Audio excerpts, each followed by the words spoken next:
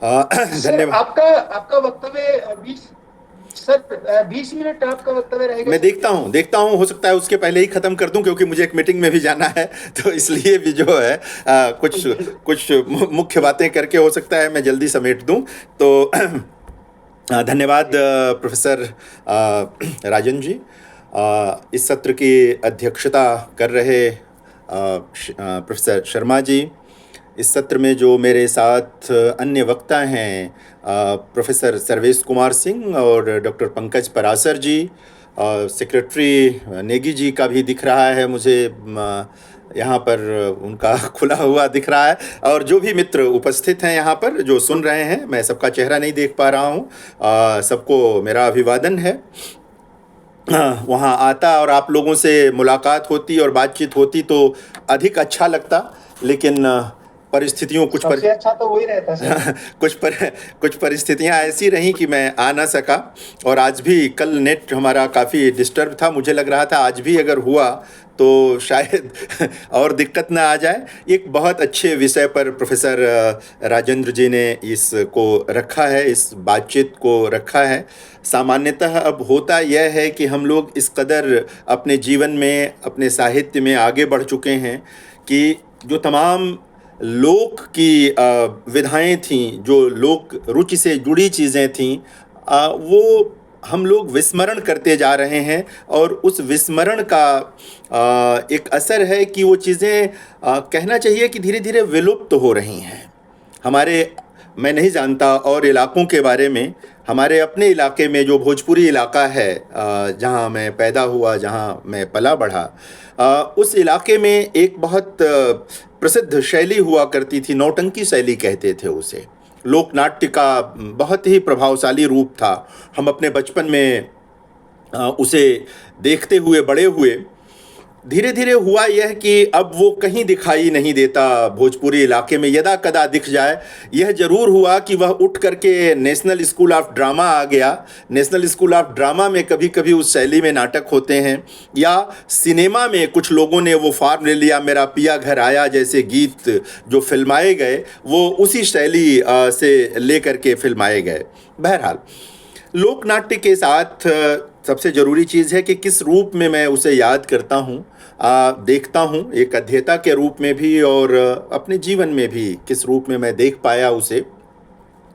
जब मैं छोटा था और एक लोकतांत्रिक परिवेश में, परिवार में होने के कारण, जो मेरा गांव था, वो, अब जो मैं लोक नाट्य कहूँगा तो क्षमा करें, बहुत सारी जातियों के संदर्भ आएंगे इसमें, क्योंकि भोजपुरी में जातियों से जुड़े लोक नाट्य के फार्म रहे हैं, रूप रहे हैं, और उन्होंने बड़ा योगदान किया है। कह सकते हैं सामाजिक सांस्कृतिक विकास को समझने में भी बहुत तरह का रोल उनका रहा है। तो जब मैं गांव में था और चूंकि एक ऐसा परिवेश था, मेरे पास कोई प्रतिबंध नहीं था, मैं जा सकता था, आ सकता था। अब आप लोगों का वीडियो नहीं दिख रहा है मुझे डॉक्टर साहब, राजन जी।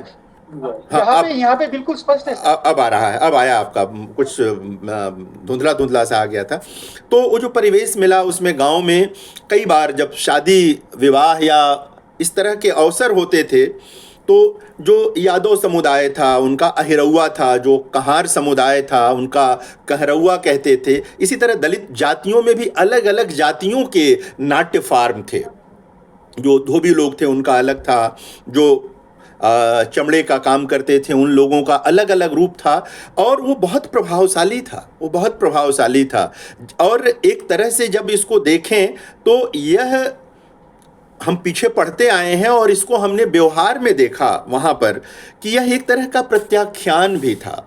क्योंकि जो नाटक का शास्त्रीय रूप था, जो नाटक का एक शास्त्रीय कह सकते हैं रंगमंच पर होने का जो पूरा प्रसंग था, वह पूरा प्रसंग उनके लिए संभव नहीं था। वो उनसे एक तरह से अलगा कर रखे जाते थे। इसलिए उन लोगों ने अपने नाट्य फार्म विकसित किए और वो जो नाट्य फार्म है, उनका जो कंटेंट था, उसकी जो विषय वस्तु होती थी, आज जब मैं पीछे लौट कर देखता हूँ तब भी सोचता था। जाहिर है कई बार तो मुझे लगता है कि शायद उस पूरे परिवेश ने मुझे कवि बनाया होगा, जहाँ पर इतनी तरह की चेतनाएं काम कर रही थी। कोई एक चेतना काम नहीं कर रही थी, कई चेतनाएं काम कर रही थी। ये जो जाति समाज थे, वो अपने जातिगत अनुभव तो उनके थे ही थे, उसके साथ उनके सामाजिक सांस्कृतिक अनुभव थे, राष्ट्रीय अनुभव भी थे। उन लोक नाट्यों में जो उनकी अपनी जो शोषण वो सहते रहते थे, उसका तो एक तरह से प्रत्याख्यान होता ही था, उसकी अभिव्यक्ति होती ही थी। लेकिन तत्कालीन जो राजनीतिक घटनाएं भी होती थीं उस दौर में, वह भी उनमें अभिव्यक्त होता था। स्वाधीनता आंदोलन के प्रसंग भी आज़ादी के बाद, यानी कि मैं तो बहुत बाद का व्यक्ति हूँ, हमारे बचपन में भी जब वो नाट्य फार्म होते थे तो पुरानी स्मृतियाँ थी उनमें, पुरानी स्मृतियां थी उनमें। तो मैं आरंभ यहाँ से करना चाहता था कि लोक नाट्य की जो सबसे बड़ी भूमिका रही है कि उसने एक बड़े वर्ग की चेतना को उन्नत बनाया। अगर वो लोक नाट्य नहीं होते तो हमें लगता है कि बहुत सारी चीज़ें नहीं होती। आप में से पता नहीं कितने लोगों ने इस पर सोचा है। बहुत सारी फिल्मों में जो गीत आए, इन्हीं लोगों ने ले लीना दुपट्टा मेरा, पाकिज़ा में, ये जो नौटंकी शैली का परंपरागत लोक नाट्य का फार्म रहा है, वहाँ से ये गीतकार ने उठाया। भोजपुरी अंचल से आने का फ़ायदा था गीतकार को, वहाँ से गीतकार ने इसको उठा लिया। अभी मैं मेरा पिया घर आया का जिक्र कर रहा था। इस तरह की चीज़ें आरंभिक फिल्मों पर जो हैं, वहाँ कुछ फिल्मों पर आपको नौटंकी शैली का प्रभाव दिखेगा।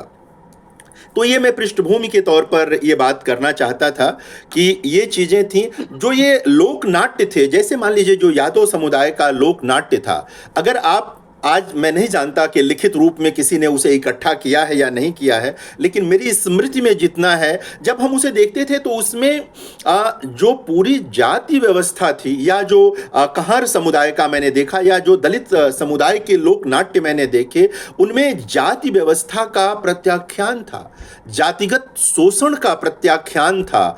स्त्रियों की जो स्थिति थी उन पर भी बातचीत थी, खास करके जो स्त्री पात्रों की ओर से। हालांकि सीधे सीधे स्त्री पात्र उसमें रोल नहीं करती थी, पुरुष ही उसमें स्त्री का भी रोल करते थे, लेकिन स्त्रियों के दुख दर्द जिस ढंग से वहाँ कहे जाते थे, उससे ये लगता था कि कितने चेतस लोगों ने, कितने चेतना संपन्न लोगों ने इसे रचा होगा। देखिए आजकल क्या होने लगा है कि अब लोक नाट्य के, भिखारी ठाकुर के जो नाटक हैं, उन्हें भी अब हम लोग लोक नाट्य के रूप में पढ़ते और पढ़ाते हैं।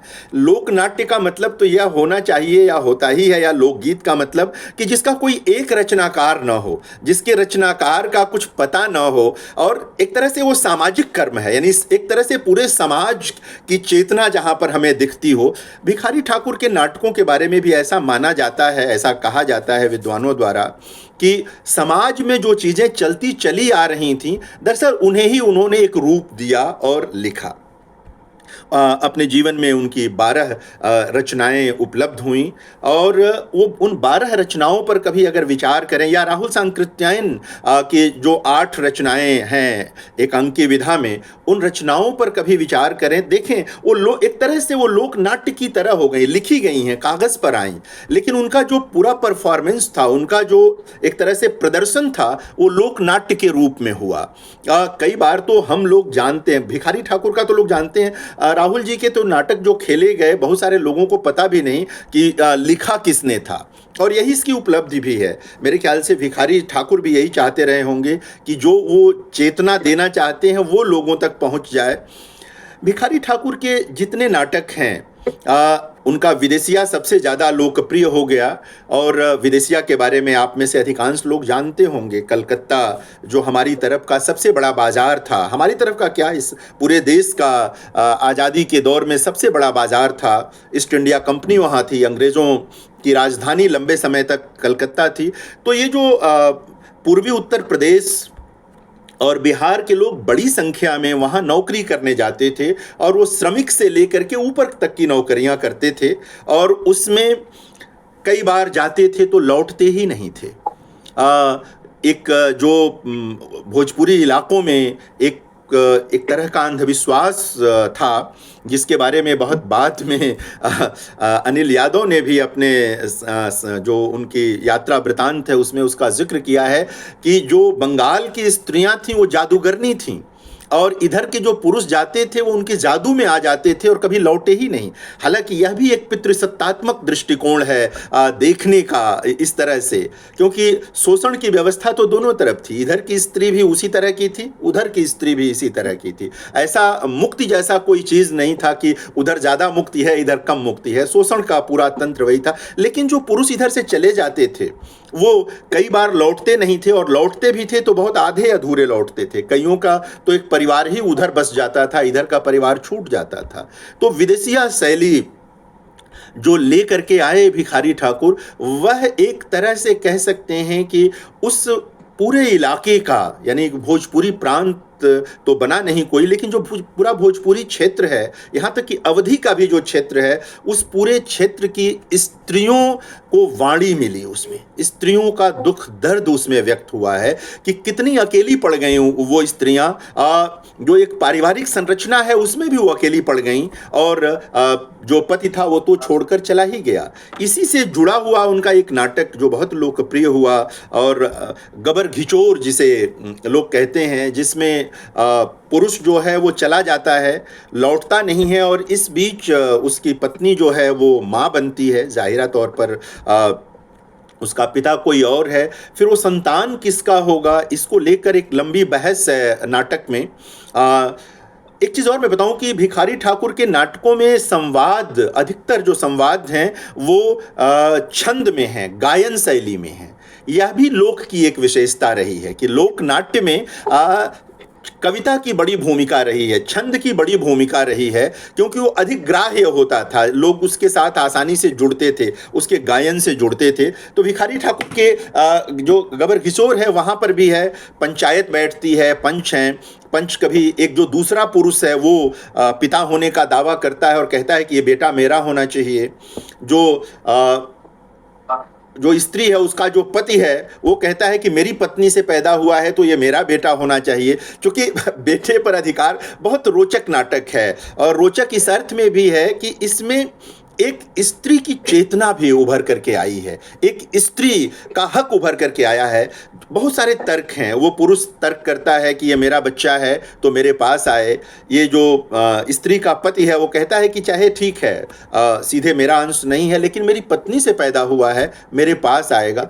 इस नाटक का जो मूल है, जहाँ पर ये नाटक स्पर्श करता है, वहाँ पर वो स्त्री एक तर्क देती है, कहती है कि मेरे पास दूध है 5 सेर और मैंने जामन ले लिया बगल के घर से या किसी से ले लिया, तो दही किसकी होगी?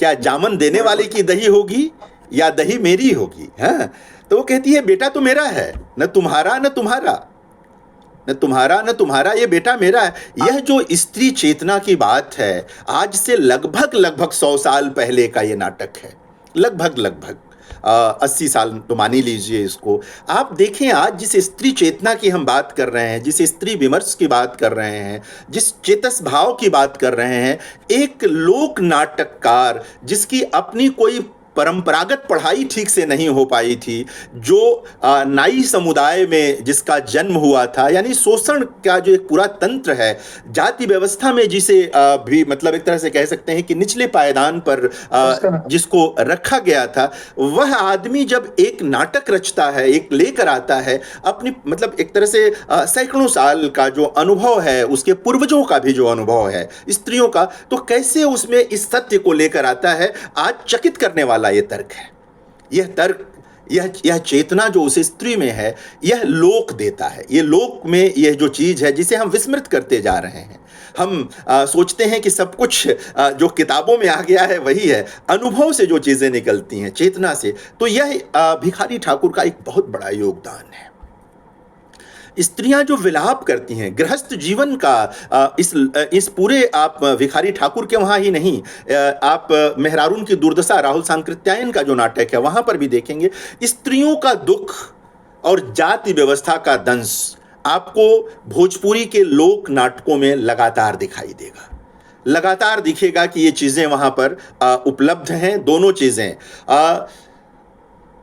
उदारताएं भी हैं, ऐसा नहीं है कि उदारता नहीं है। वहाँ पर पंच की जो इस नाटक में फाइनली जो पंच हैं वो माँ के पक्ष में फैसला करते हैं। भिखारी ठाकुर के इस नाटक में जो पंच है वो उस बेटे को, उसका हक माँ के लिए ही है, न तुम, पुरुष नहीं। तो मैं निवेदन यह करना चाहता था कि जो भोजपुरी के लोक नाट्य हैं वो भले ही आज से 100 साल पहले लिखे गए हों, 150 साल पहले लिखे गए हों, वो खेले गए हों, तब तक इतनी विचारधाराओं का द्वंद्व उन तक न पहुंचा हो, बहुत वैचारिकी का जो प्रसंग आता है वह न पहुंचा हो, लेकिन सचमुच वे लोग प्रगतिशील लोग थे। और मैं बार बार जब कहता हूं प्रगतिशील तो मैं ये कहता हूं कि हमारे वहाँ पढ़ने पढ़ाने की दुनिया में मार्क्सवाद और प्रगतिशीलता को एक दूसरे का पर्याय बना दिया गया।